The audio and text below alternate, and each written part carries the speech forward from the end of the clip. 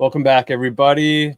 Welcome to Divulgence. Today, I am more than excited to welcome back researcher, podcaster, writer, Mr. Brad Binkley from the Propaganda Report. Brad, what's going on, man? How are you, my friend? I'm good. We were talking about those tracksuits before, the Maduro tracksuits, how they sold out from Nike, and you Yes. made a good point. How Trump should brand his own tracksuit. Now he sees how popular they are. I'm happy to be back. I know it's been a couple months, and I'm looking forward to talking to you again up in Canada. Correct?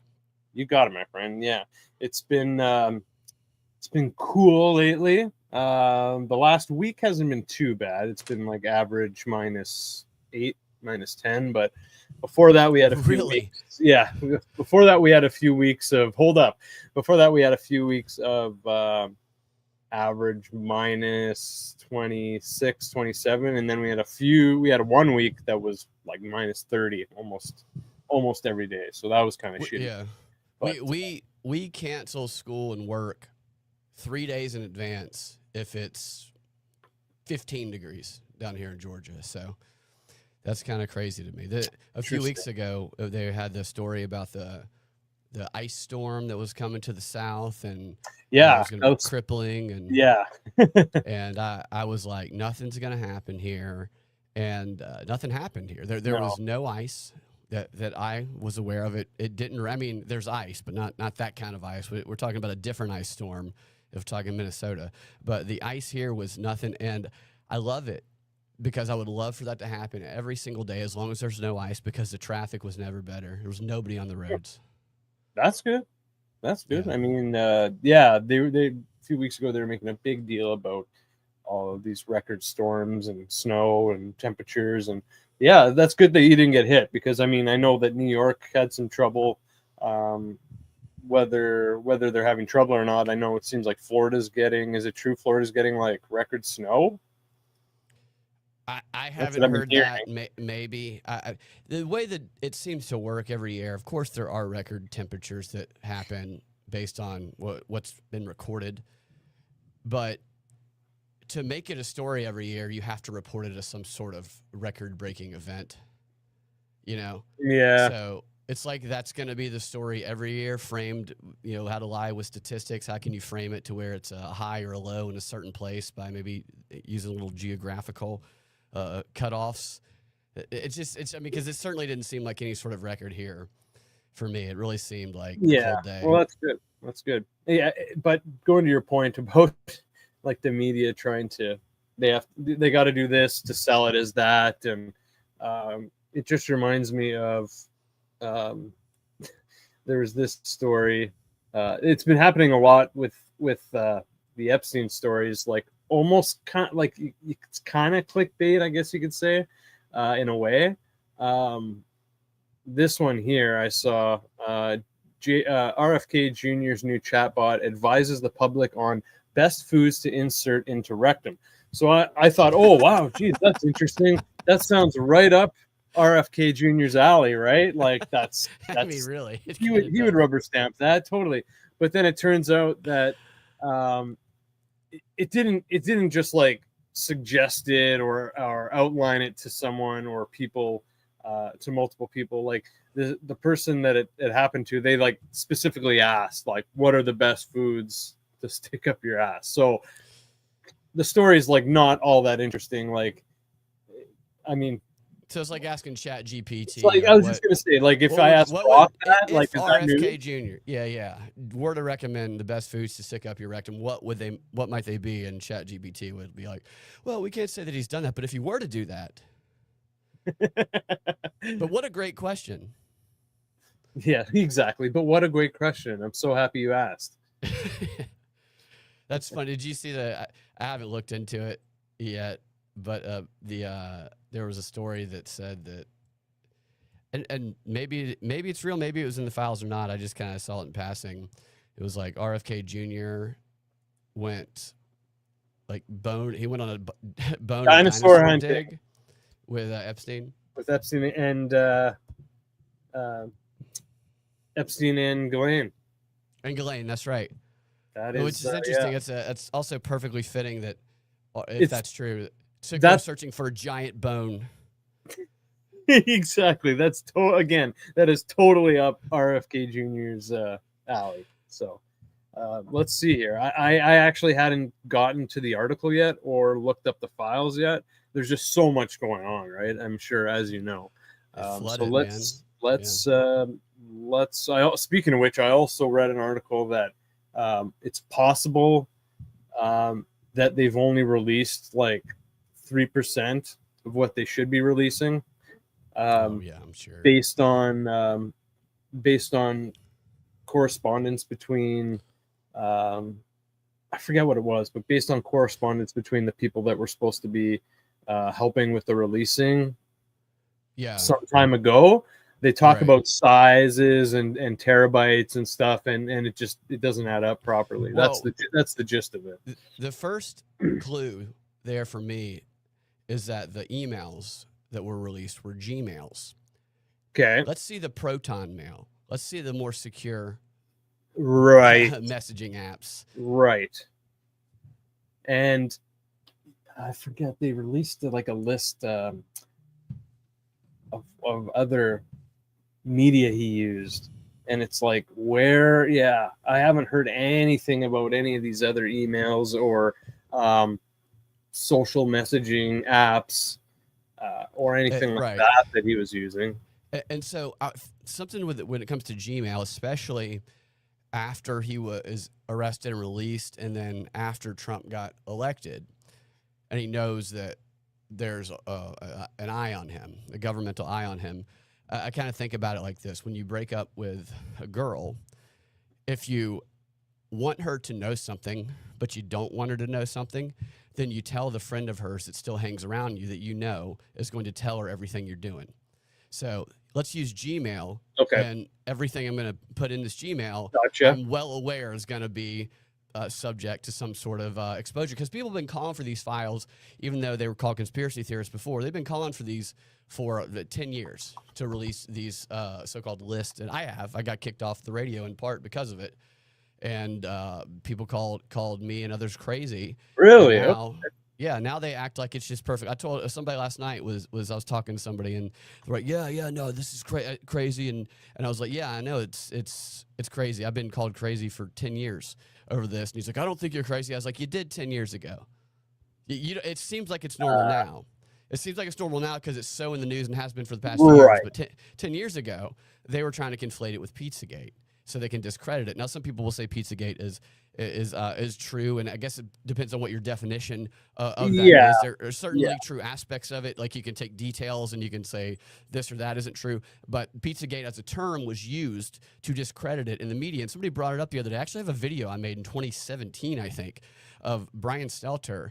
I think it was Kaylee McEnany was on a show, and she brought up she was like, there are people trafficking children, the Epstein, she brought the Epstein stuff, and he immediately, as soon as he heard Epstein, he goes, we're not going to do any of that conspiracy nonsense on here, any of that Pizzagate nonsense, and I clipped that, and I made a video out of it, because that's what they always did. And anytime somebody brought up Epstein at the time, because it was not okay yet to talk about him in the mainstream, really, they would conflate it with Pizzagate as a way to shut it down, to call it crazy. And so it's, for me, it's just, it can be frustrating. I'm glad people are talking about it now, but for people to act like it's just always been normal when the same people were calling you crazy 10 years ago. Yeah, man. I hear you, dude. I hear you. And props to you for keeping your head up and like, look at you. They're the idiots now, right? So no disrespect to any, friends or family that might be included there, but you know what I'm saying. It's mainly the people who profit off it now, acting like they're the ones to discover it. I would call the grifter idiots is what I would call. Gotcha. So since we were just talking about that, let's pull this up real quick. So, or actually, we'll finish with the dinosaur here. So, RFK Jr. went on a dinosaur bone hunting trip, quote unquote, trip with Jeffrey Epstein and Ghislaine Maxwell. The fossil hunting trip was confirmed by an email exchange between Epstein and Maxwell, as well as an interview Maxwell did with the Deputy Attorney General Todd Blanche. Kennedy previously addressed his flights on Epstein's jet while on the presidential campaign trail. So, like, It's not all that new, but it's pretty hilarious. I actually hadn't heard of it at the time, so yeah, that's really funny. And now I've also found here, since we were talking about his email. So here, Jeffrey Epstein didn't just have the JEE vacation email address. The Epstein files alone show 11 emails, including yada, yada, yada, that seem pretty inconspicuous email. Including Columbia Dental 1 at yahoo.com. That seems a pretty great inconspicuous email to do evil from. That with the whole dental chairs, I forget his name, Magnati or whatever, his dentist, and his other dental related contacts. His girlfriend there, he was trying to get through dental school. I think that's who he left the estate to. So yeah, the dental connections seem really eerie and wild.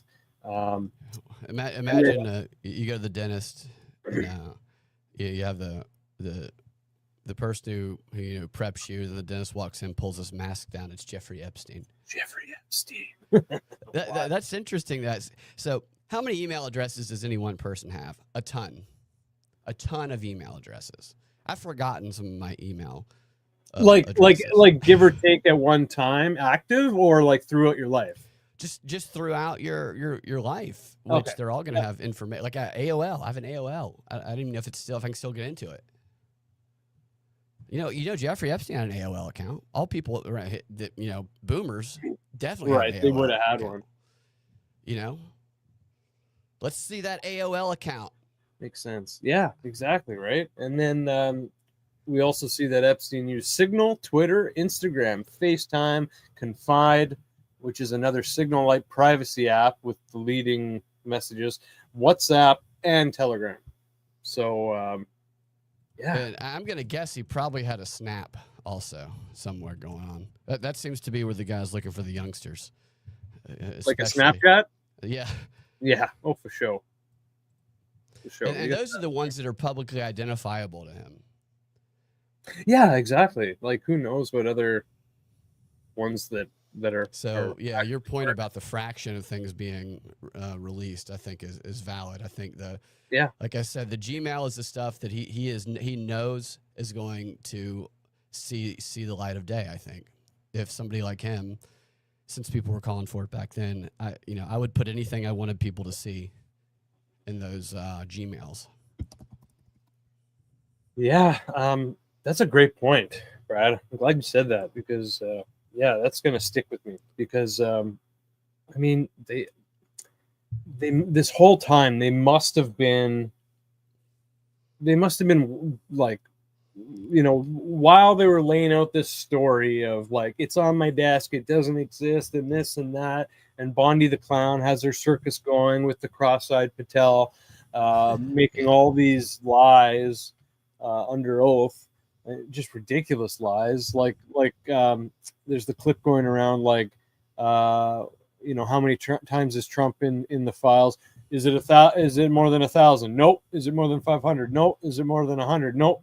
How many is it? I don't know.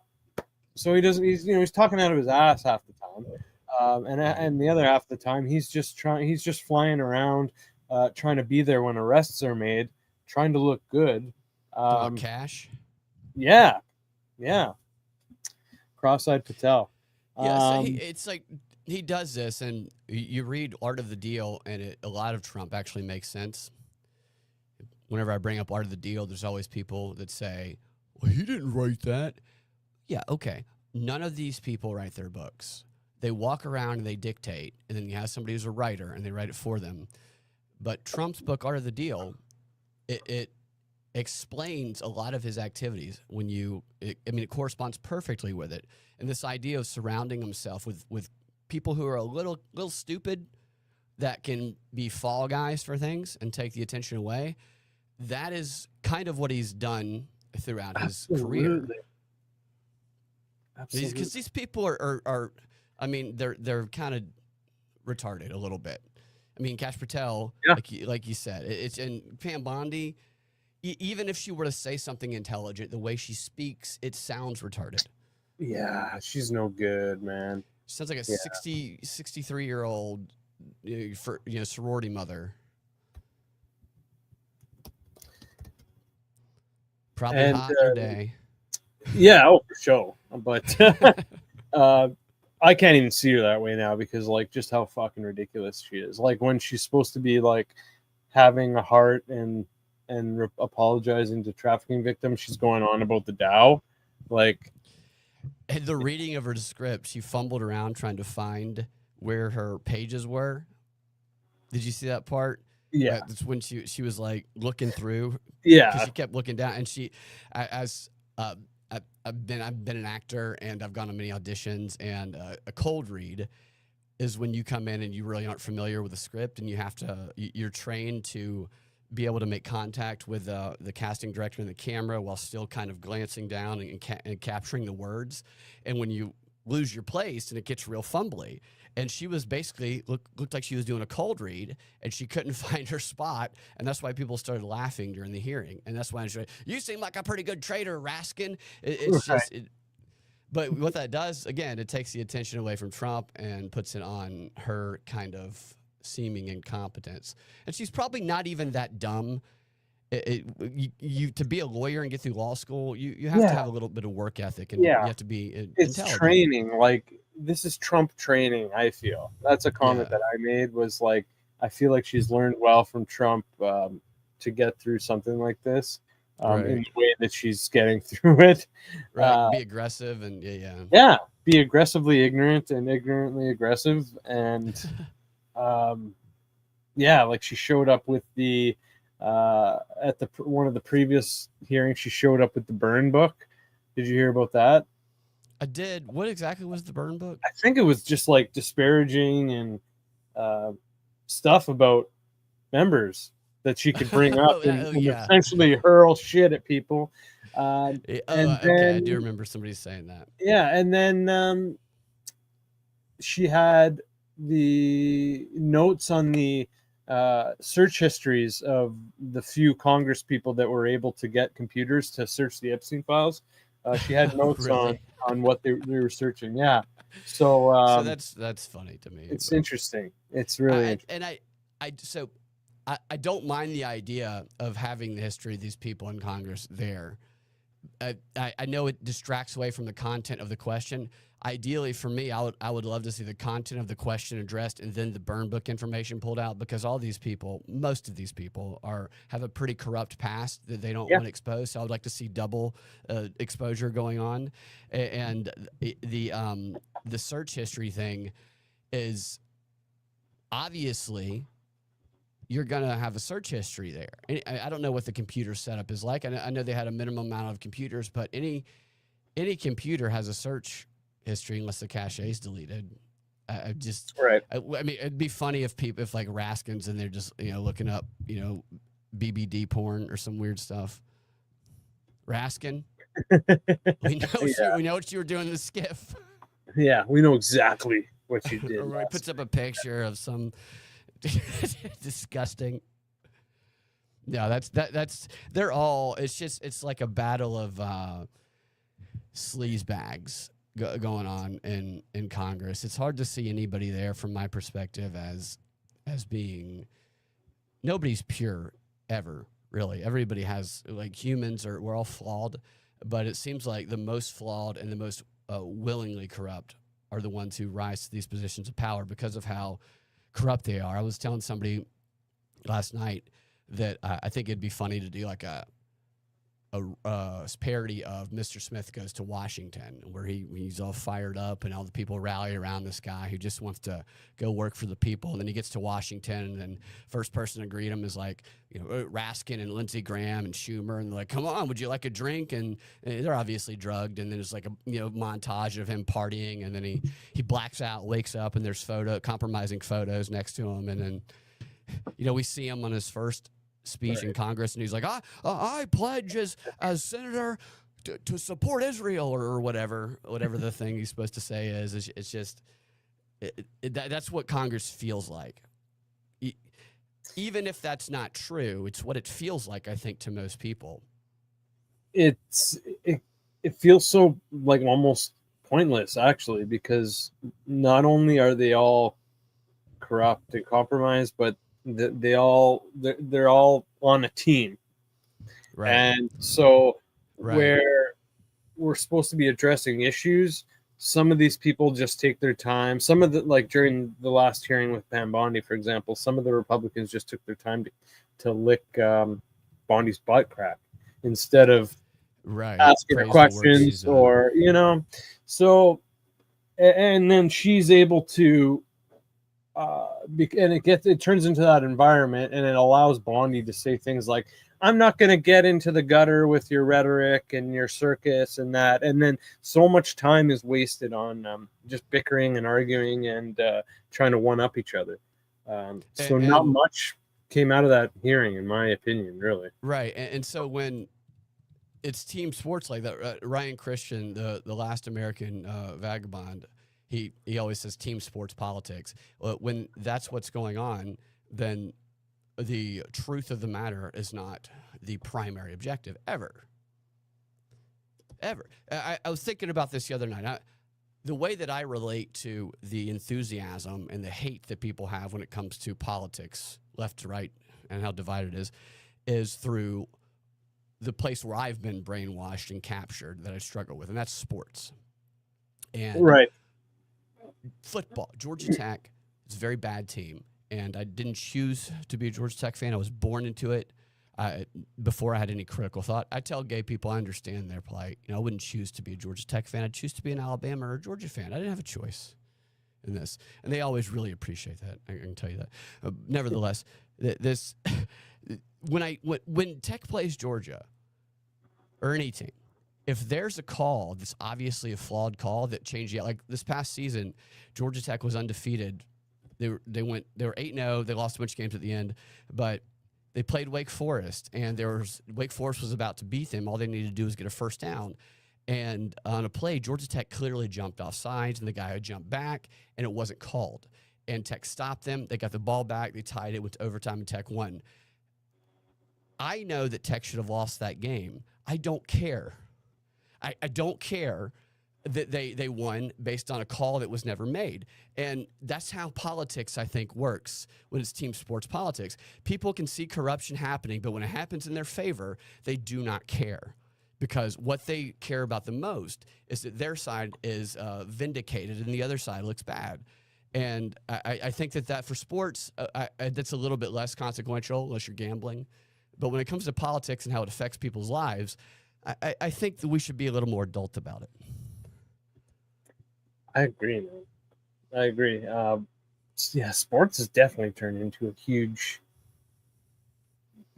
spell, right? Like so much drama. So there's so much money poured into it, and Poly market, dude. Yeah, you're getting flashed with so many ads, and now there's this sports betting is just crazy these days. It's politics betting also, dude. With Poly market. Like I go. Yeah, I know that. Like, have you ever used Polymarket, Brad? So I haven't used Polymarket. You don't mind me asking. I've used Predict It before, and I made some political bets on Predict It that I won because I was like, man, I pay attention to stuff all the time. I feel like I might be able to do okay in it, and I lost a few bets, but I'm in the plus on that. But then Polymarket emerged, and I started seeing these bets, and probably 2 years ago when Predict It emerged, I told people that this is the craziest thing I've ever seen because the outcome of these bets are dependent on one individual. And that oftentimes is, what will this person say during this speech? Well, the speechwriter should put all the money they have on the outcome of that bet because they know exactly what's going to be said. And there was one a couple weeks ago, or maybe a month ago, that I'm kicking myself for not putting a bunch of money on because I called it correctly. It was, how many times will Kathy Hochul say New York or New Yorkers during her State of the New York speech that she's giving? And it was over or under 30 was the bet. And the percentage of people saying under 30 was like 80%. And I'm like, that seems like a low bet. So I just went and looked at her previous speeches I think she had done 2 before that. And I just went and counted the number that she'd done before that. And it was like 90 both times. And I'm like, well, she's definitely going to go over 30. And then I just forgot to put a bet down before it happened. And she just blew past the number. And the speechwriter and Kathy Hochul can obviously make a lot of money off. It's out in the open insider trading type stuff. And it's crazy. Yeah. I mean, there's obviously going to be some regulation stuff that comes down. But right now, it's like a wild west of being able to manipulate the outcome of gambling. And that's what the NBA players got in trouble with, is they had one player. So you could bet on, will so-and-so get 10 rebounds in this game, and then this player's faking an injury. Well, he's got 8 rebounds, you know? Yeah, exactly. Yeah. I think it was basketball, and then didn't baseball get nicked for it too recently? Baseball's got hit. A couple of pitchers got hit because people were betting on like individual pitches and stuff, and it's crazy. And it is. There was some UFC UFC fighters. There was a little bit of controversy, but it's interesting that they don't focus as much on the UFC with that, even though it's very clearly an arena where that can happen. Just like they talk about the brain damage that football players get. CTE or something. CTE, yeah, I think it's CTE. It's something, yeah, it's something like that they're like, it's a major problem, and they'll say this shooter had that problem. There's one like last year, the guy shot up the NFL offices, they said. And I've never once, and maybe I've just missed it, I've never once heard that discussed in the context of UFC fighting. And I'm like, it seems like it might be an issue there if it's going to be an issue in football. But for some reason, I don't know what that means, because the sport has become more popular and maybe they want people more involved in it. I don't know. But that's just crazy sport. Have you ever been to one of those? An NFL game? No, a UFC fight. Oh, I'm sorry, a UFC fight. No. I don't think I would have any interest in that. It's very violent, and I mean, it's kind of really violent. It's really violent, and I never. It's pretty what gay? Is that what you said? Pretty gay too. I mean, like I was out eating the other day, and I look up and they're doing replays, and Buddy's on top of the other guy, face backwards, and he's literally like dunking his ass right in his face, and it's like, dude, you're like forgetting to hump the guy, like going like this. It's the moves, flex. The self defense and the takedown moves can seem that way. I'm not going to call it that because I know I'm going to run into some UFC fighters in the futures.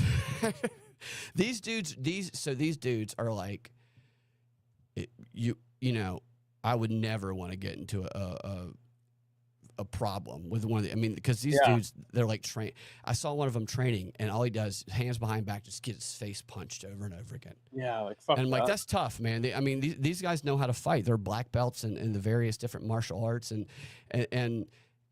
they get in these. They're paid to do these fights, and you see how happy they get when Dana White says you get an extra $50,000. Makes me think they're probably underpaid to kind of destroy their body, especially the dudes at they're not necessarily at the higher levels of it. They're trying to get in on it. And it's just like, how are you not talking about the same thing you're talking about in football? There's no helmet. It's just, it's brutal. It's kind of, at first I was like, I didn't think I'd like it. Then I started watching it, and it's like, this stuff is crazy. It's crazy to see the moves and the different types of styles that they're fighting. And it definitely makes you hesitate if you're ever going to get a little, mouthy to somebody at a bar, because you really don't know. Although I would look at the ears, see if they're cauliflowered, see if the nose is pushed in. You might be able to tell who not to talk to. But it's like, you go to one of these fights. I've been to one, and I got there at 6 because they go like all night long. Okay. At 6 p.m., everybody's hammered already. I went to the bathroom. Okay. It was full of dudes who were just screaming at like 6 p.m. At 10 p.m., it's like you're stepping over piles of vomit because everybody's so drunk. And during the fight, there's grapplers and there's boxers, and this is my understanding, the simple understanding that I have of it. And when the grapplers just pin somebody to the ground because they're trying to win the fight, the horde starts booing. And it's like the people in the crowd are like, oh, boo, kill him. And they just want the violence to ensue. Like they want them to destroy each other. And it makes me think of watching the movie Gladiator. Oh, dude, I was just going to say that. Exactly. Yeah. You just pulled that. It's crazy. It's a bloodlust that it percolates throughout the crowd, and like it's really wild. Crazy. That's wild. I've been to a few. Back in the day, I've been to a few WWF when it was called WWF, but never any UFC. Yeah, those guys are extraordinary athletes, and it's just like, I hope they're making the amount of money that they can take care of themselves and their families for the rest of their lives. Yeah, man. Because some of these guys, like, just on that journey to get there, it seems like some of them go through some mental issues. Imagine if you don't get there. Anger issues. Yeah. You know, like come on, all that, and what are you left with? If you're left with nothing, it's dangerous, right? It can be dangerous.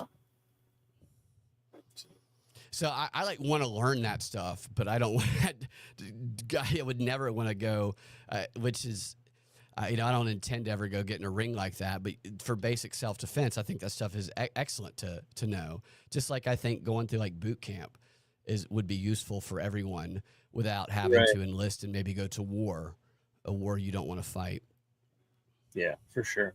Just having, I can agree with that. Just having some skills and some knowledge on how to defend yourself and kind of be nice to stay fit to defend yourself.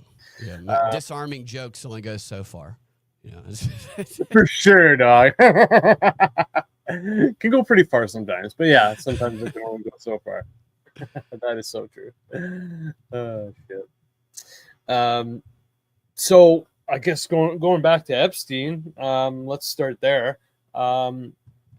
What's your thoughts on the recent dump and the revelations that you've been seeing out of it? I haven't seen many revelations personally. Okay. Yeah. I know you had some interesting insights on what we should be looking at. And what was interesting to me in the beginning of it was the day that the 3 million files came out. Was in the afternoon, a few hours after the news broke that there was an FBI raid on Fulton County election offices here in Georgia.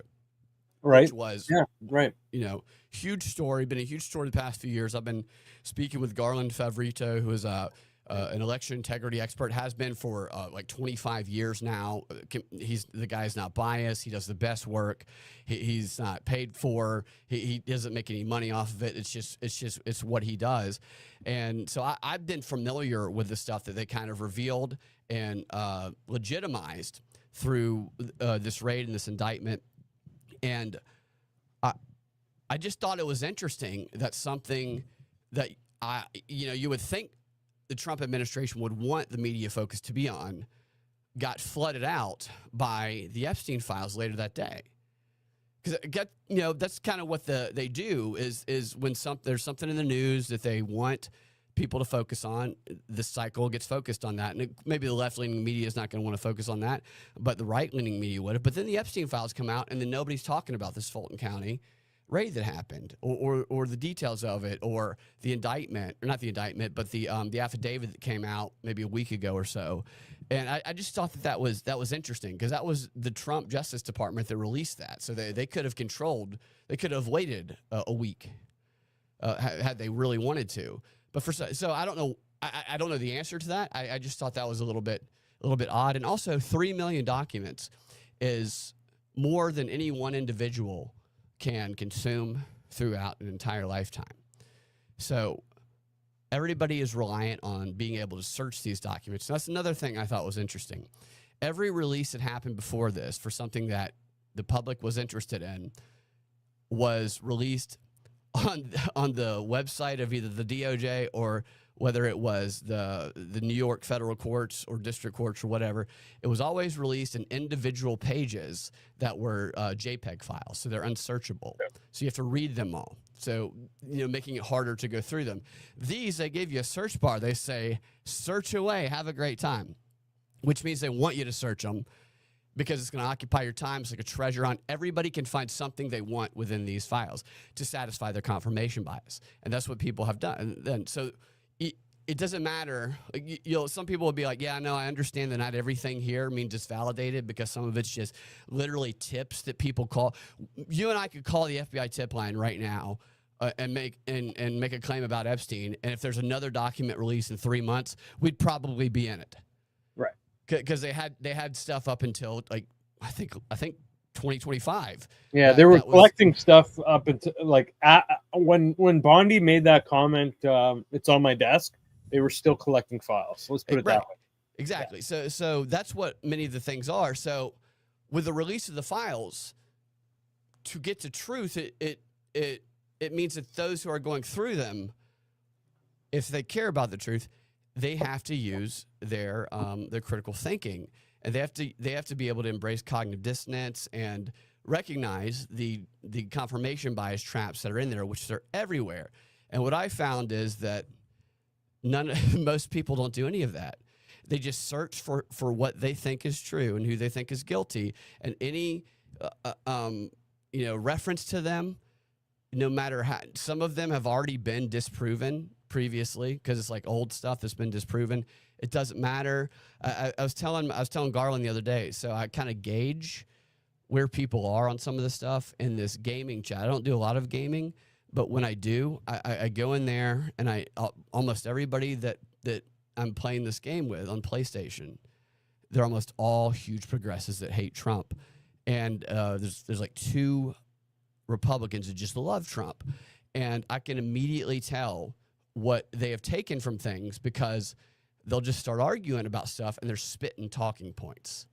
And I'll jump in and kind of they actually see me as pretty unbiased because I kind of go after both of them a little bit. Not go after, but I'll just ask questions about it. But I can just tell they're like, if it's like a reference towards Clinton, they don't care about it.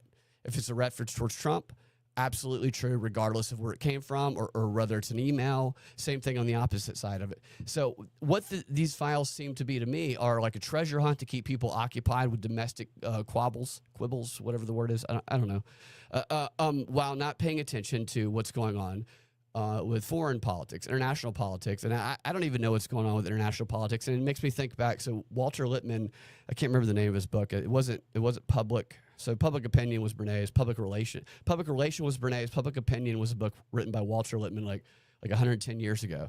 And it stuck with me when I read this, as he talked about how you want to keep the domestic population busy and occupied with stupid fights so that the big boys, those in government, can handle the international politics without being bothered by everybody domestically. And I know it's harder to do that with modern social media, but it feels like that to me is part of what's going on here. And we spoke before the show about how we haven't really thought about some of the stuff going on internationally lately because everything's been focused domestically. Oh, you're muted, I think. Sorry. You're right. I haven't been paying attention to, like, we were talking Ukraine, Russia. I'm not sure what's the status of that aside from like you said that, I was like, oh yeah, Ukraine, Russia. Yeah, that's the thing. Yeah. Gaza. I mean, remember when Gaza was nothing but yeah. That was the only thing in the news. Now it's so crazy, dude. How quickly, but focus and concern can be shifted, or emotional feeling shifted. Yeah. It's agenda setting theory. It's a social science theory about how the media, the established media, and what I would spread that out to now are the influencer media on the social medias, their ability to control what people think about, the frame that people see it through, and how they feel about it. And that can shape the narrative. And whenever I think about the stuff we're talking about, that always comes to mind of where these things originated. I agree. And now that these like influencer types, whether it be someone who is, trying to be a media figure like Tucker Carlson, Candace, Tim Pool, yada, yada, yada, or if it's like one of these influencers that are just like trying to be an influencer like Andrew Tate or this clavicular jackass. Where did that guy even come from? I had never seen this guy until 2 weeks ago, and now he's all I see. Yeah. The other day, and even this morning, my feed was like all like a lot of him. I'm like, what the fuck, man? It's weird. He's a streamer. He like, do you know his shtick? The only thing that I know is that I have seen him popping up into my feed repeatedly, and that he was at Arizona State, and from what I gathered is he's a looks maxer. Yeah, looks maxer. There's something, and then I saw all these. He's an ugly terms. fucker too.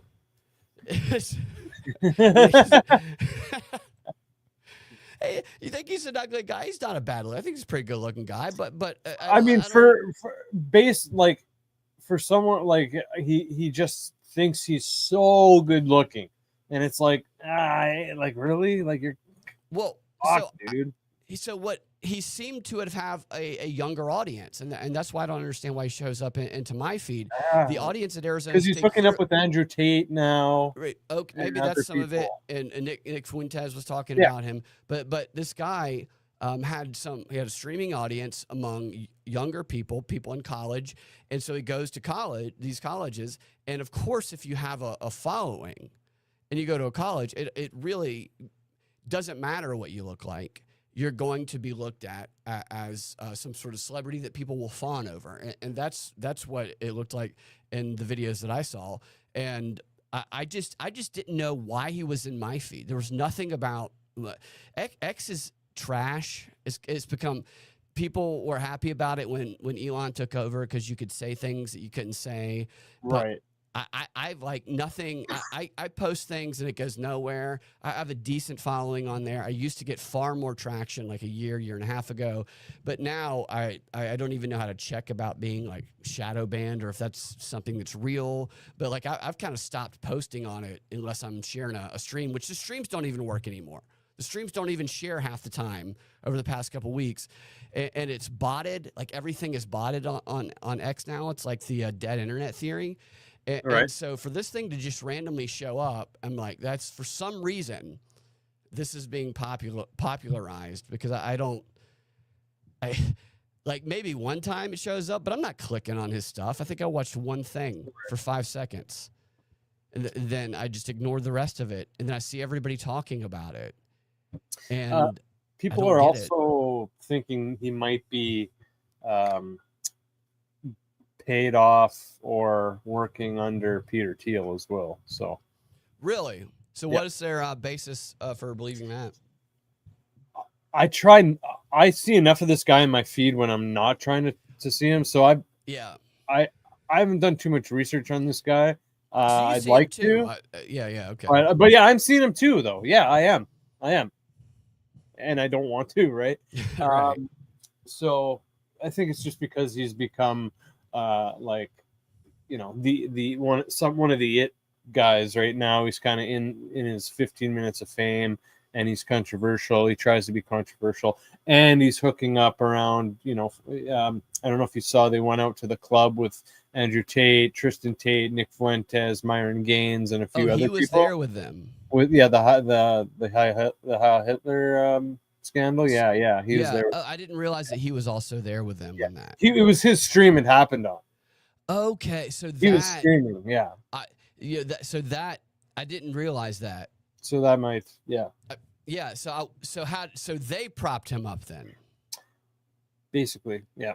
And now, that he's getting traction, like Andrew Tate's like trying to act like a fucking 16-year-old and fit in and be like the old cool uncle, and it's like super cringe.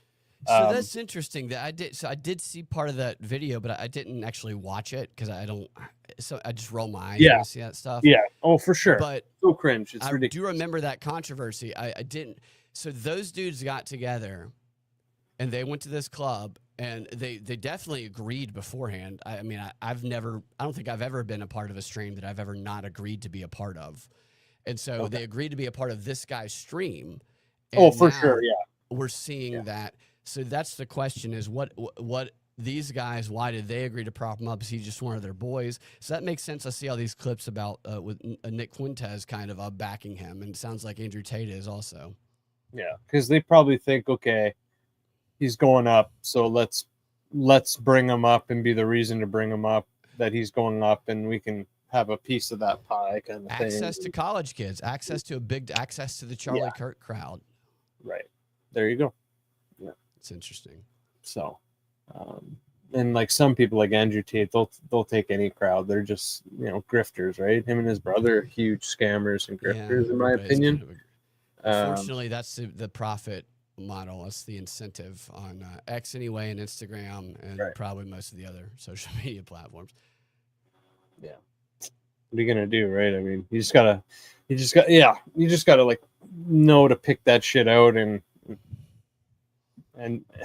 not try not to give it your attention, and definitely not give it your support. But yeah, he's just a shithead, I think, in my opinion. He tries to sound very smart and thinks he's super smart and like he's God's gift to women, and I think he's gonna fade fast, in my opinion. So hopefully, because I'm just sick of that guy.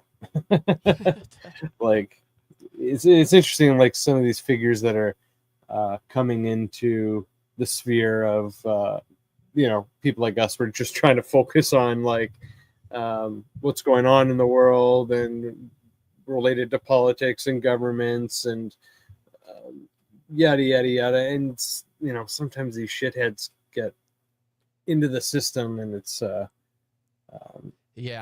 think they're smart by saying something controversial, right? Yeah, and that's controversy marketing is very effective, and it's to get into what you're doing, what I'm doing. You're getting into something that doesn't have the highest profit model as others, and I look at some of this other. I know. Well, I mean, the whole thing that I do is I deconstruct this stuff. Con artistry is what all of it is at different levels, and propaganda and con artistry is kind of one and the same. Some just a little more organized than others.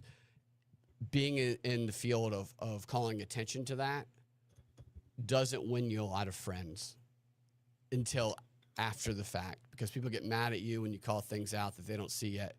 Yeah. Well, I hear you, man. Yeah. Don't. All I can say is don't worship these false idols, man. Worship, I was gonna say worship yourself. Don't do that either. But people see good in others that they want to aspire to be these things. But if everybody has such greatness within them that they're not paying attention to, that they could be building. Yeah.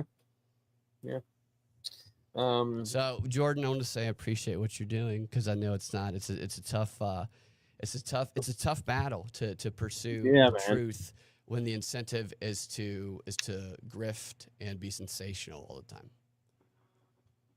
Fair enough. Well, thank you, sir. I appreciate that. And as you know, I appreciate the shit you do, man.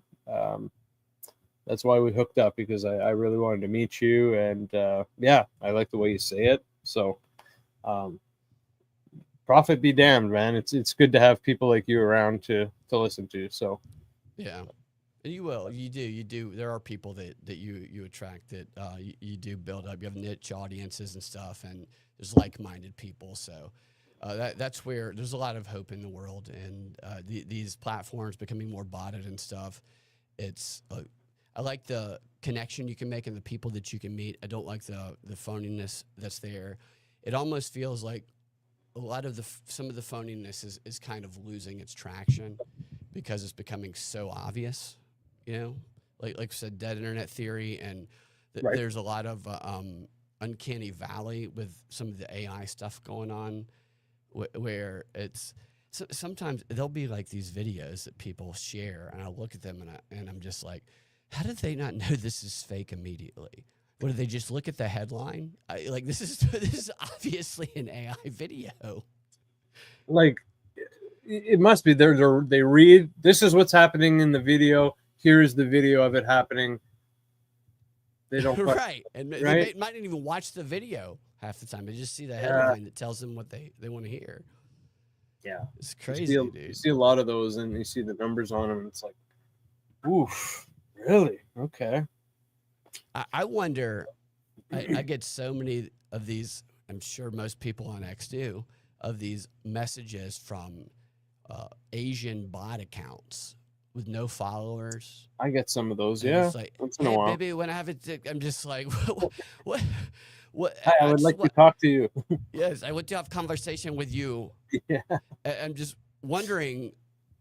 There must be at least a few people going, oh shit. What's this about? Yeah. Hell yeah. Let me get She likes me. Yeah, right. For this to continue and happen so frequently, there must be some people going for this and giving money to whatever the ultimate money request is. Or else some of these things you would probably never see again, but some of these things are like, it's got to be working a little bit. As old as time. Is when you see technology, some of these scams are like, oh, I remember seeing those back in the day. They've just kind of morphed. Yeah, right. Right. They've adapted to modern technology, like the Nigerian prince scam. Exactly. Yeah. So it's weird. So yeah, you're right. Like enough of them are working where it's like, oh yeah, we'll keep this one going. It's still making good money, right? So that's wild. That's wild, yeah. You do see stories every now and then of how this person lost everything he had through some dating love scam. Yes. And it's just, I feel bad for them, but it's like, damn, dude. Like, God, did you got to ask a few questions here? Yeah, come on. It is crazy though, people, because you want to believe something. It's like the most base example of how powerful confirmation bias is a beautiful woman seemingly falls in love with you through the internet. And oftentimes when you see some of the guys who fall for these scams, probably the most beautiful woman they think is ever, and they just want that to be true. And so they put everything they have into it. And doesn't matter the inconsistencies, because they're not looking for the inconsistencies. They're not looking for anything that undermines that belief. They're only looking for things that confirm it. And if people come and tell them, hey, maybe this is that, then they kind of, no, that's not this. And they defend the bot or whoever it is behind the bot, because it's just something that they've desired to be true for so long. And finally it's happened. And I feel sorry for people when that happens, but we live in a world right now where we have to recognize that the thing that's going to be exploited and manipulated the most, because it's been proven through experiment after experiment for over 100 years, is our confirmation bias. It's a powerful, powerful drug, and our avoidance of cognitive dissonance, because Aristotle said learning is painful. Cognitive dissonance is learning that the world that you had is not actually the world that exists around you. And you can either recognize that and transform. It's Plato's cave. You come out, you see the light, and it's like, do you go back in and continue to believe the shadows on the wall, or do you allow yourself to transform and adapt to the new reality? And I think the best thing we can all do is be willing to adapt to the new reality and embrace that pain of the cognitive dissonance. If that made any sense. No, totally. It's deep, but I like that.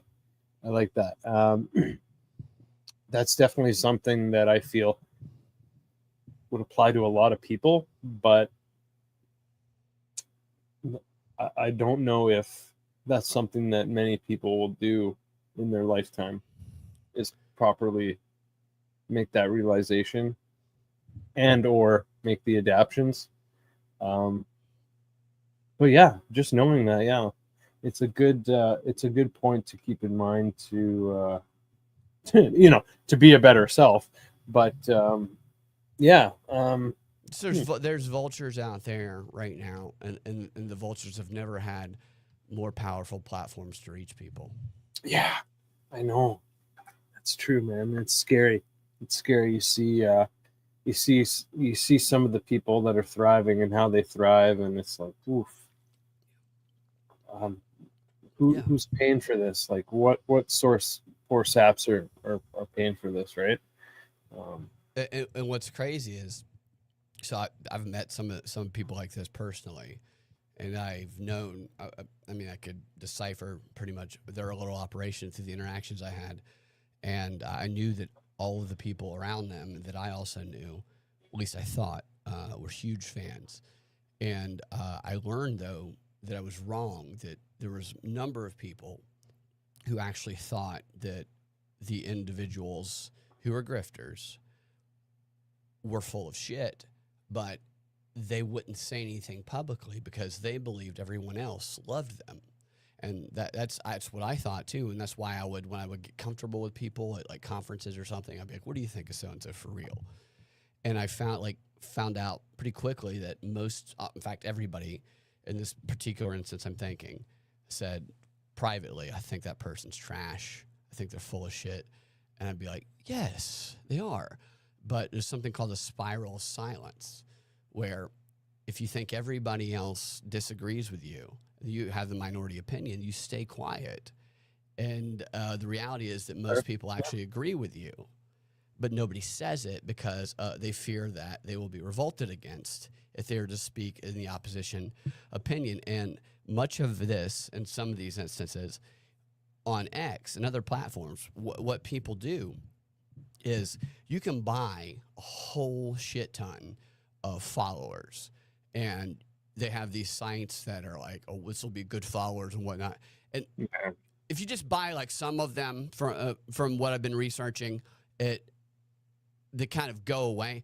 But what some of them do is they buy tons of them. They buy tons of them, and they inflate their follower count, and that in turn, along with also putting up a post, and then you can also buy views for a post and inflate that.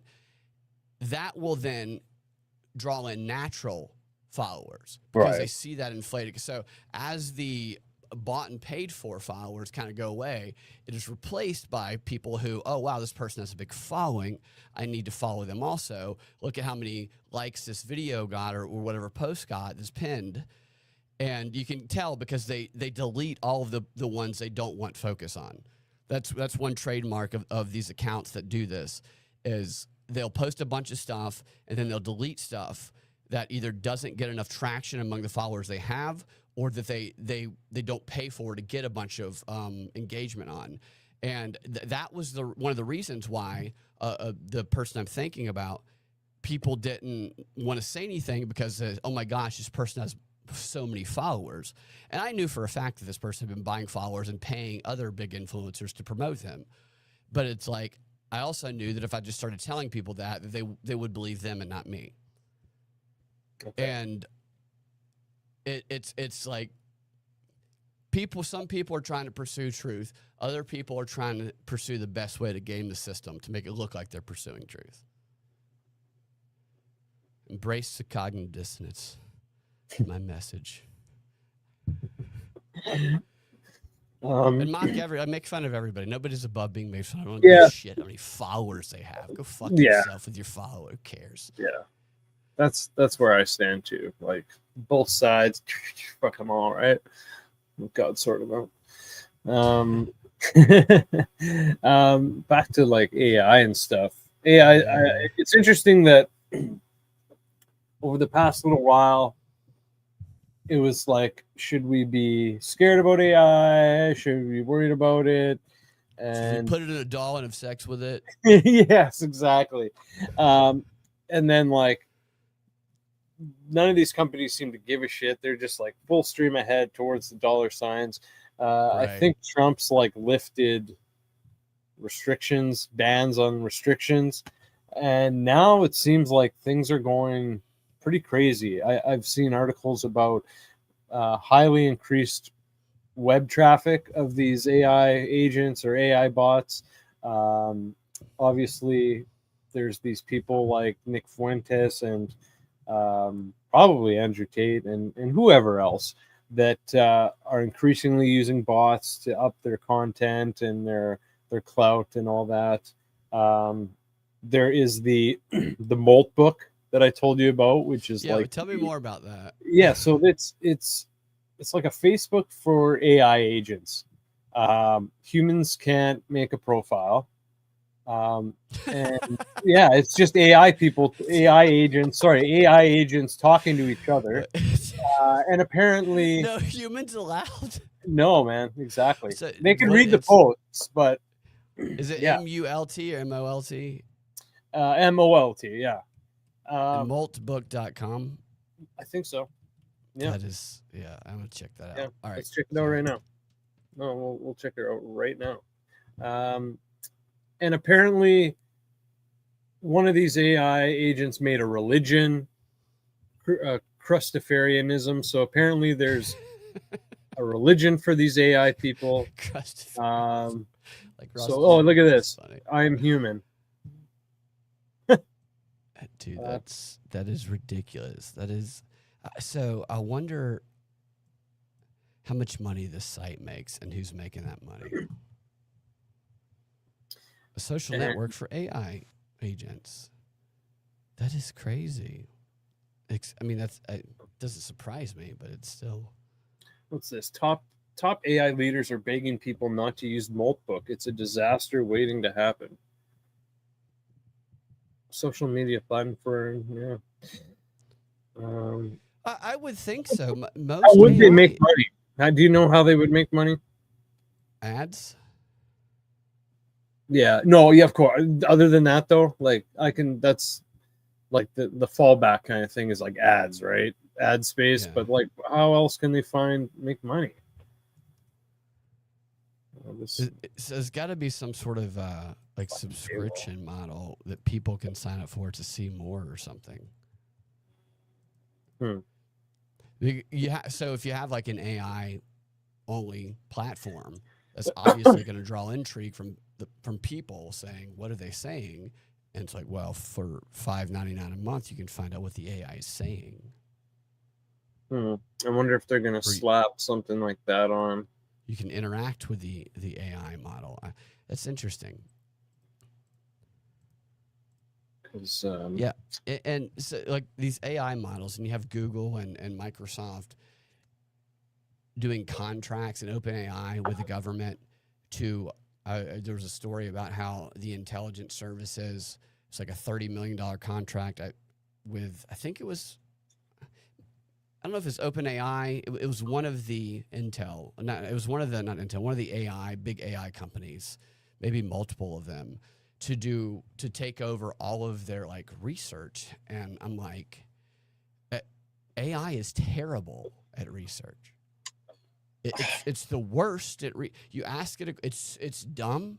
It pulls articles from Google that are sometimes 10 years old and irrelevant. It pulls Reddit answers.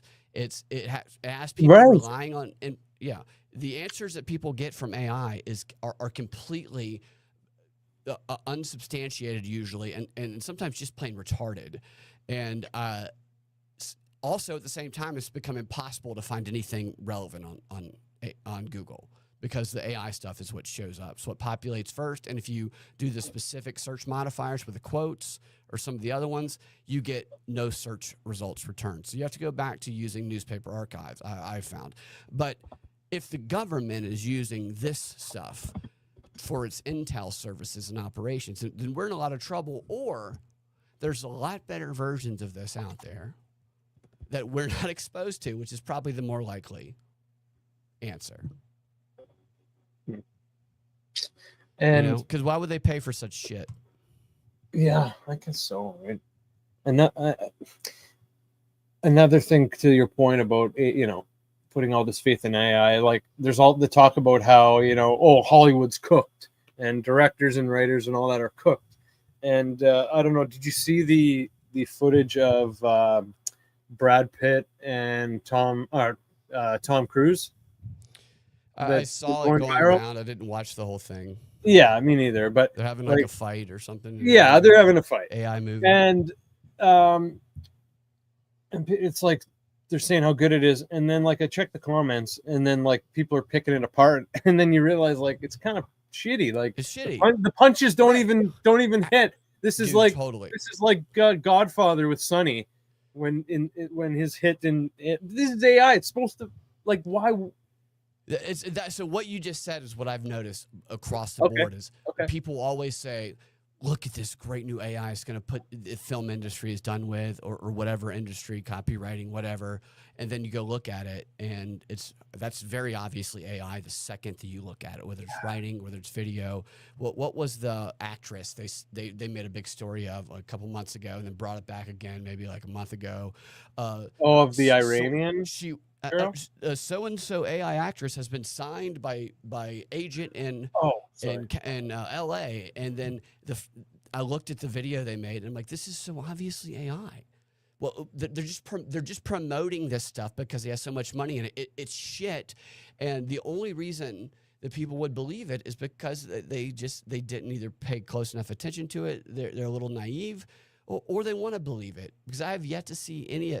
I don't think I've seen any of it that's convincing. Now maybe they have some sort of AI out there that they aren't telling us is AI, that maybe they're using, but the stuff they call AI is obviously AI, but the marketing of it makes it seem like it's the greatest thing ever, and it's shit every time, in my opinion. I hate it. I don't like it. Yeah, I hate it. I don't like it either, man. Like I don't like. I would not prefer movies done by AI.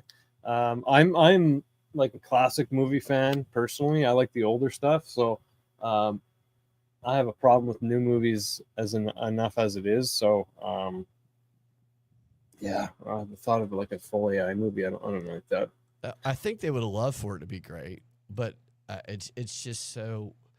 Look, humans are flawed, but we're flawed in a little different ways than AI is, and it's almost like it's our flaws that they have a problem that they can't really mimic, and the creativity, I think that is bad. You can ask a bunch of different questions to AI to try and get it to tell you a story, and sometimes a story will be like maybe structurally or formatted as a typical story, but there's just these weird, strange things that only a human would recognize don't make any sense within them every single time.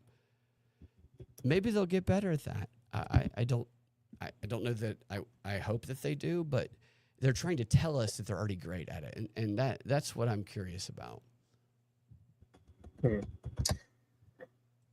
Did you know that they had these AI? Well, I don't know if it's AI, but they have. I think they called it AI in China. They have robots, like AI robots, giving out traffic tickets. Yes, yes. Showed an image of it, right? Talked about. They look like Yeah. sex dolls. They look a lot like. They do. Dolls. Yeah. Right. So there's a guy at home going, I bought this sex doll to have intercourse with it, and it's working all the time. It's never. It's like giving your sex doll a second job over there in China. It's pulling over Waymos. There's not even a human involved. It's you got a sex doll pulling over a Waymo, and you got a guy at home with blue balls. Oh shit, dude. It's crazy. There's Waymos all over where I am, and it creeps me out every time one gets. Oh yeah. Okay. There it is. Yeah, it's one of them. Yes, dude. The wokies would be like, and she's doing the Heil Hitler, like, oh. Right, she's a Nazi. Yeah. Then everyone X would be like, oh hell yeah, Heil and Hitler. Yeah, exactly. They'd be like, based Chinese robot. Look at her. Look at this based robot going around with the Heil Hitler. She's on that little scooter too. Yeah, no kidding, right? Yeah. I saw. I don't know. I guess it's for transport.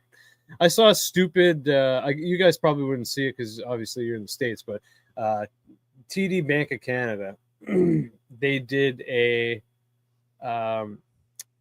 Super Bowl commercial, and it was this stupid, like, big robot thing going through the neighborhood, going around downtown, wherever it was, just to deliver this guy a coffee. And it's like, what the, like, that's not going to work. That's going to be ridiculous. Like, what the hell? So, as great as this technology is, I feel like people just want to. We're seeing people. Let's just use it for the sake of it. Let's just do a robot or something. What a crazy thing to promote. What a waste of resources. That's what I think. It's such a waste. This guy can't go get his own coffee. He can't make his Yeah, own coffee. He's got yeah. to block Fuck up this guy. traffic. Yeah. Yeah, fuck that guy, dude. And then meanwhile, like some people are using technology. Like in China, I saw a video of a guy. They have these robots that, like, it's not. I guess it's not a robot, but it's like some sort of enhancement piece of robotic technology where you strap it to you and it helps you move faster, run faster. You could like be walking, feel like you're walking, and you're like actually like jogging, or you could like kind of just do a brisk jog, and it's like if you're really like going very fast, like that would be cool. That is cool shit. I want that kind of shit. Where did they strap it? What was it? It goes to your. They strap it around your chest and waist, and it's something that goes on your legs, I believe it was, and your part of your back, I think, from what I remember. It seems like it could be dangerous for people who aren't in shape. That's true, actually. Yeah, because they don't know what it's like to run. Like, you can't stop it. Somebody hacks it. They make you run like a marathon. Yeah, that'd be scary. It's like, I've never ran before. What the hell? And then, like, what if you can't stop it, right? Yeah, right. You can never stop. You're like Forrest Gump. You're gonna run across the country. Yeah, you forever. Just going. Duracell So battery. Somebody told me the other day that we were talking about Ozempic, and this was a guy who he's like jacked. I mean, the reason we were talking about it because he was wearing a t-shirt, and I was just like, dude, I just didn't realize. It's like, I was like, how many times you work out a week, dude? I didn't realize how jacked you were. And we were just talking about going to the gym, and Ozempic came up, and oh yeah, fuck. He said that there's a pill that just went through testing, and I need to look it up to find more details. But he said that it's like a pill that'll help make people jacked without them having. So it's like you pair it with Ozempic, and people don't ever have to work out. They'll lose weight and they'll look jacked by just taking a few pills. Which my first question was, wow, I wonder what the side effects of that will be. Exactly, dude. Like, what interesting to see. Like the Ozempic side effects are whack. Yeah, right. Yeah. They are, dude. They're really crazy. People just jump into this stuff, man. Whether it be meds or tech, AI technology. They think like, oh my god, solution. They think like if they're allowing the public to have it, then it must be safe and reliable and like 5 stars. It's like, oh my god. And it's anything with convenience. I would love to be super jacked without having to do it, but also if that were to happen, I would kind of be like, is something bad going to happen eventually? Because it feels like it might. Scary. It's scary. What are your thoughts of this is something I really wanted to ask you about, since essentially Minnesota has just blown up.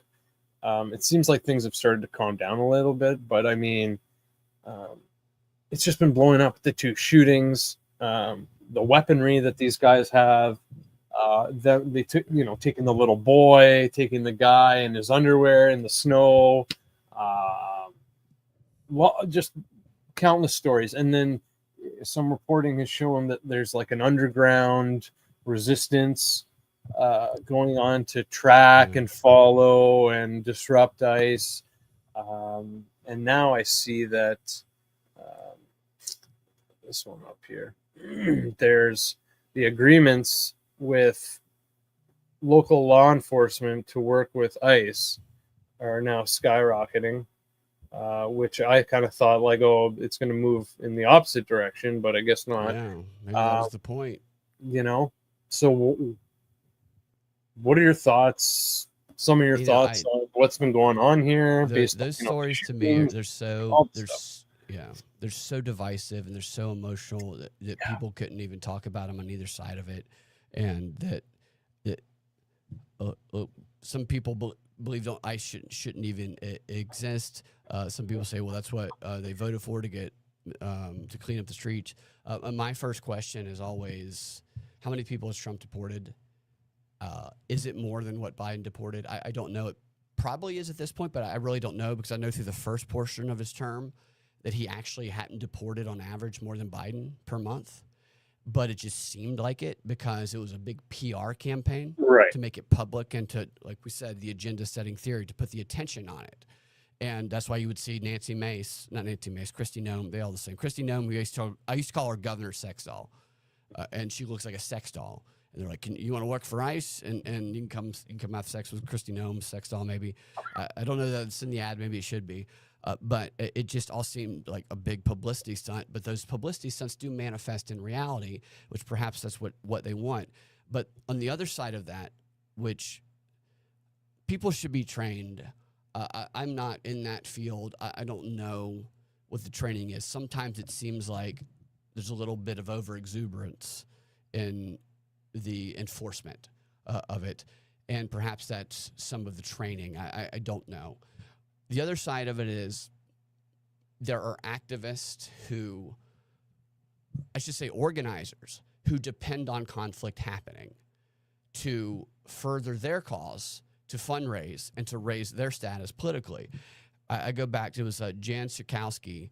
She was a Illinois senator a few years back. I don't know if she still is. I can't remember. But she was speaking at something called Netroots Nation, which is nationwide, an activist training they do every single year. And they bring all these Indivisible and other groups, these MoveOn.org groups in there, and they train in activist tactics. And she says, I used to play this clip. I need to find it again. But she said during this training, she said, we need to see people in wheelchairs getting pulled out. We need to see them at the Capitol getting pulled out of their wheelchair by police on the steps of the Capitol, so that our photographers can get a picture of it and it can be blasted in the New York Times and every other magazine in the country. The purpose of this being, or the idea of the tactic being, that you force the police, the authorities that you're calling fascist, to pull you, to physically assault you, in their terms, so that you can show that to the country. So you are a failed activist if you do not cause the fascists to conduct a physical assault on you. And those involved in these, nobody deserves to die. Everybody needs to take a step back and take a breath and realize what they're doing. They're being charged up into emotional situations on purpose by those who they think have their best interest in mind, but they don't. They don't. These activists are literally told to put their bodies on the line. And some people questioned me that they were told that. I need to find a clip. Linda Sarsour in 2017, she used to say that all the time. I get these in emails all the time. Put your bodies on the line. You need to be ready because democracy is in danger. They get their information from the activists. I've gone out and talked to many of these activists on the street, and their perception of the world comes from these newsletter emails they get 3-4 times a week, which are designed to keep in contact with them and say, here's what's going on in the world.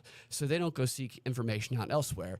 The fascists are coming. You're in danger. Family's in danger. All hope is lost. There's only one way to maybe stop this, the little bit of hope, and that's if you follow these action steps. These action steps are, you need to put your body on the line. You need to go face to face to do this. And the activists or the organizers who are sending them out there are never the people in the front lines, ever. They're never doing the things they compel others to do. They are profiting off of them. They're getting the more casualties or the more conflict there is with these ICE agents, the more profit and fundraising money these organizers get, and the more they are able to show their ability to organize groups of people to act against their own best interest. And then that leads to them being able to run for office. That's the model. If you can organize tons of people to do things, it's really not in their best interest and maybe even get hurt for them, then they're going to say, maybe you should run for office because you can communicate this message better. And so I'm conflicted over the sides of it because I see the manipulation going on both of it. It makes me sad to see people so divided, and yet both sides are just having their strings pulled, in my opinion. Absolutely. Speaking of which, did you watch the Super Bowl halftime show? I feel like that was meant to to provoke.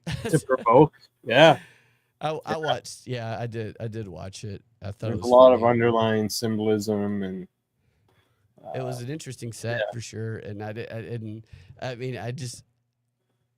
it wasn't in English, and that was definitely I think a thing to provoke. I tried to put it on subtitles on the TV so I could read it, and it didn't work. And then they showed on the screen. It was in Spanish on the screen. Like, Right. I was Yeah. like, why wouldn't they put it in English on the screen? Yeah. Because the lyrics were either like, I guess you could say, like incendiary or provoking. Well, so I was told that he left out the incendiary lyrics, like Kid Rock left him out of the TPUSA. That was a very bad halftime show. Also, Yeah, it was they both competing speak bad pretty halftime good. shows. Yeah, it's I don't know because I don't speak the language, but yeah, it was just definitely. It was funny. There's nobody understood it. They might have enjoyed it had they be able to understand the lyrics. Did you see the video of the guy who he did a version of it in his car where he just did that was hilarious. And Yeah. I'm like, people probably would have enjoyed it if they would have been able to interpret it like him. Cause I was like, okay. Because he's talking about like, ladies and having sex and having all these girlfriends. But I'm just like, why is his aunt in the club? Why is he so concerned about his aunt? Is what I wanted to know.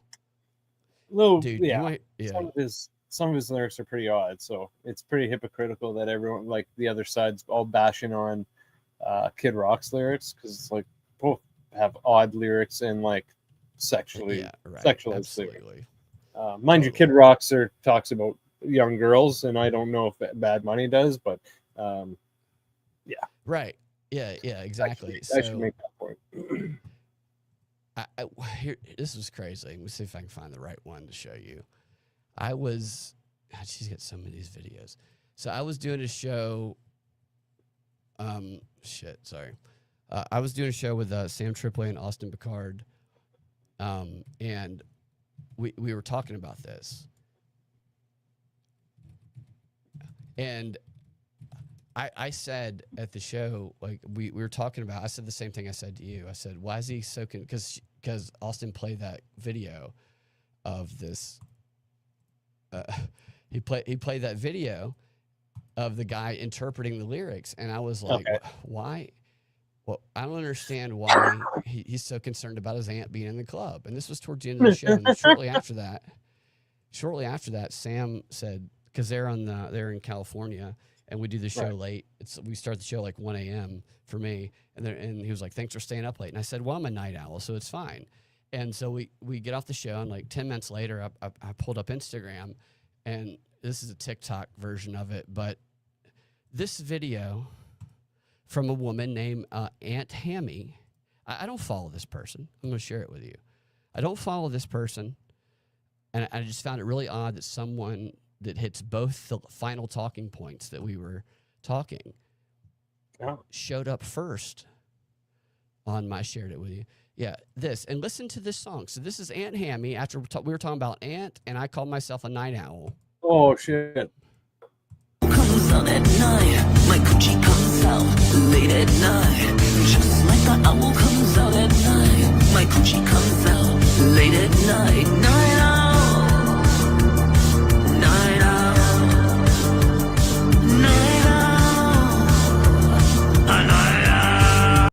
I mean, isn't that crazy?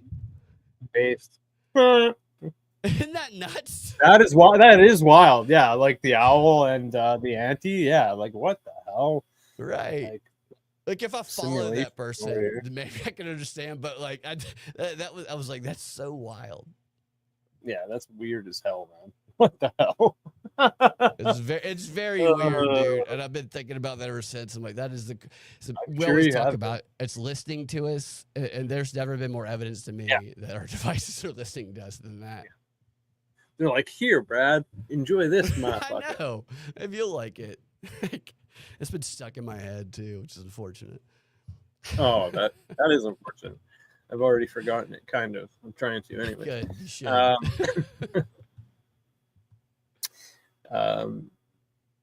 Let's see what else. I guess final talking point is upcoming possible wars. So I know China and Taiwan, things are getting pretty rusty there. I can't really talk on it too much. I haven't been doing too much reading on it. I don't know if that's something you know much about, but the other big one would be obviously Iran.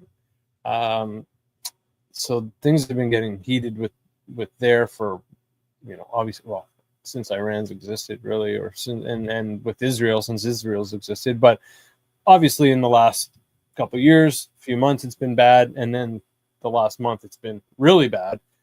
Protests, people getting pretty bloodied and beaten and killed. I don't know if the Ayatollah's been underground this whole time, but he's been underground hiding. And now, and of course, Iran has been taunting Israel and the States. Everyone's taunting each other. Like, it's so, war these days is so weird. It's like, you don't declare war. You like send memes and tweets about each other and shit post each other, right? That was part of the Maduro thing, where it was part of the reason that people were excited about it on the right. People that I knew that were not pro-war when they elected Trump, who ran on staying out of foreign wars, they were excited about that. But why they didn't care about it is because, Maduro said, "Come and get me," and MF came and got him. He effed around and found out it was the memification of it that got. And I would say, but you didn't care about that. You didn't even know. One person I was talking to, I was saying, you didn't care about Venezuela when he ran for president, and he was like, whoa, he was getting mad. And I was like, and he's like, but he that guy's a drug dealer, and he was trying to find his name, and I was like, you don't even know his name, right? And I said, it's Maduro. He didn't even know. He had just been compelled into enthusiasm over, we're going to get, which that wasn't true. It's not true about the cartel and all the drug. They even changed the indictment a little bit. Not to say the drugs. Oh, really? Really? Out. Yeah, they changed the indictment afterwards because they had the basis for which they had been saying we're going to go after the drug boats and get Maduro is because he's the head of this cartel, the specifically named cartel that they had mentioned like 30-something times in the first indictment. And it was also mentioned in an indictment in 2020. And Biden also said he was going after this because that's what I tell my friends. I was like, Biden wanted to do this too. And he said he'd do it better than Trump. You could have voted for Biden. They get very mad at me. So I'm just pointing things out because this is what they do. They manipulate things to get people fired up about things they weren't necessarily fired up about. And this indictment, this cartel that they had labeled him in the government, him the head of and the government part of, it's not even a cartel. It's a term that was used by the media to describe, and I'm not going to get this exactly right, but to describe corrupt politics, people getting paid to be corrupt. That's the simple aspect of it. And they took that term out of the updated indictment after they caught him, and it was only mentioned like 2 or 3 times, and it was actually described accurately after the fact, when it had been used as a basis before the fact for the drug boat bombings and for capturing him.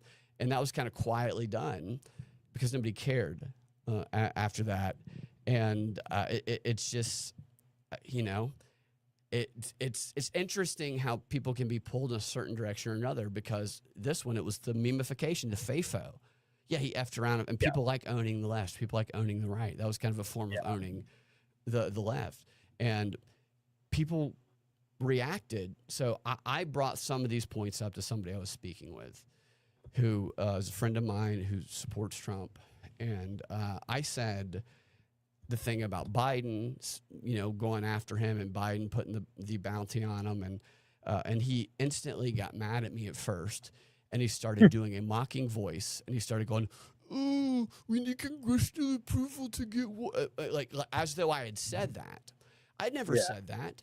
There was people that was what people had been conditioned to react to through the online memification of stuff. I'm under no illusion. I know that there's never going to be congressional approval for any war, especially if they're trying to be secret about it. That's not going to happen. I'm not under that expectation. But he thought that I was simply because I was disagreeing with him because I hit one of those triggers to what the memification had conditioned him to. And it's interesting, though, had it been the other way around, he would have absolutely been saying that exact thing. He would have been saying, if Biden had done it, he would have said Biden didn't get congressional approval, and yet he was mocking it right now.